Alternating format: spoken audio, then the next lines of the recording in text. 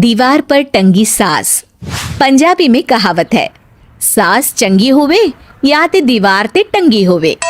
संगीता की शादी भी एक ऐसे ही घर में होती है जहां उसकी सास दीवार पर टंगी होती है। ससुर और पति शादी के पहले दिन उसे सास के फोटो के सामने ले जाते हैं, जहां ससुर जी कहते हैं, बेटा बेटा संगीता, ये तुम्हारी सास थी, बहुत नेक और भली, लेकिन थोड़ी गुस्सैल थी।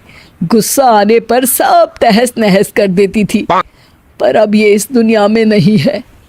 हाँ संगीता, माँ होती तो तुम इनकी कोई बात टाल नहीं सकती थी, वरना तो माँ घर में भूचाल ले आती।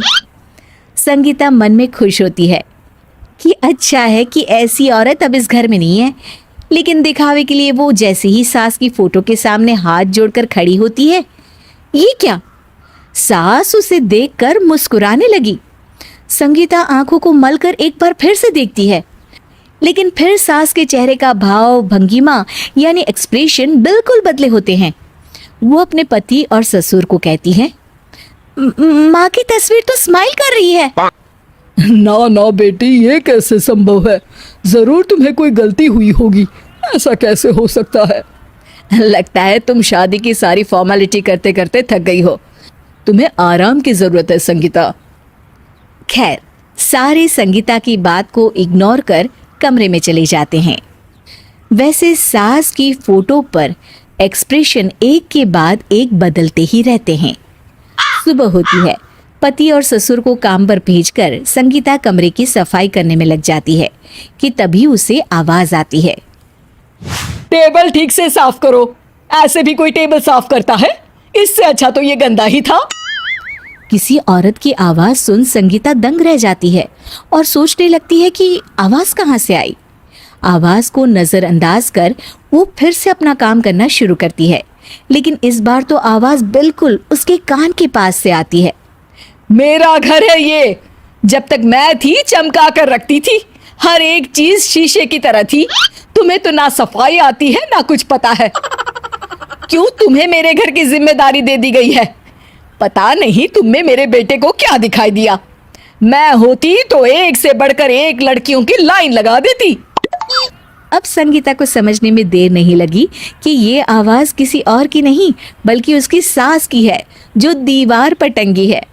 वो उसके पास जाती है और कहती है, नमस्ते सासू माँ, मुझे तो कल ही लग रहा था कि दीवार में कुछ काला है। वो दीवार नहीं, दाल होती है पगली। सही पकड़े हैं सासू माँ। तो क्या हो गया आपको जो आप यहाँ भी चैन से नहीं बैठी हैं? सुना मैंने आपका व्यवहार काफी गुस्से वाला था। चुप रह तू, ज्यादा बकर बकर ना कर। घर का काम करना तो आता नहीं, आई है मुझसे बहस करने। हाँ देखिए सासू माँ, मैं आपसे साफ साफ कह देती हूँ, मुझसे पंगा लेने की कोशिश मत करिएगा। तभी पीछे से संगीता का पति आता है। अरे संगीता, किससे बात कर रही हो? कौन है वहां? संगीता की सास की फोटो फिर से पहले जैसी हो जाती है।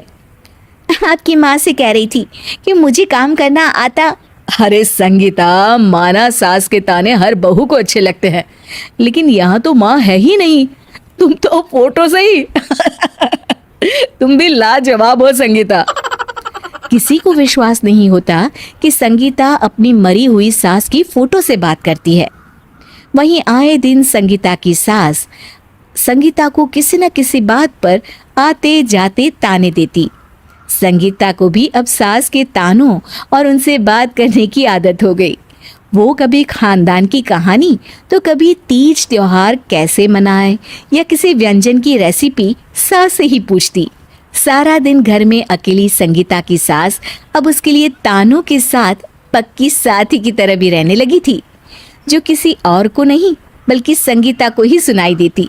तो देखा आपने, सास बहू का रिश्ता हर रिश्ते से ऊपर होता है, फिर चाहे वो खट्टा हो या मीठा।